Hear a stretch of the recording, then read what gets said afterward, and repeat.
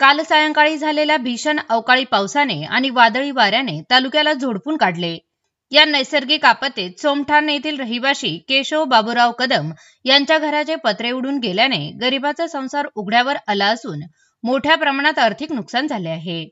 पत्रे उडाल्यामुळे घरातील अन्नधान्य, कपडे आणि इलेक्ट्रिक वस्तू पावसात भिजून खराब झाल्या आहेत। गोठ्यावरील पत्रे उडाल्याने जनावरांना सुरक्षित ठिकाणी हलविताना शेतकऱ्यांची मोठी ओढताण झाली। केवळ घराचेच नव्हे तर शेतीचेही अतोनात नुकसान झाले आहे। काढणीला आलेल्या पिकांना या पावसाचा मोठा फटका बसला असून मोठ्या प्रमाणावर नुकसान झाले आहे। हातातोंडाशी आलेला घास निसर्गाने हिरावून नेला अशी भावना स्थानिक शेतकऱ्यांनी व्यक्त केली आहे। घटनेची माहिती मिळताच स्थानिक प्रशासनाने या भागाची पाहणी केली आहे।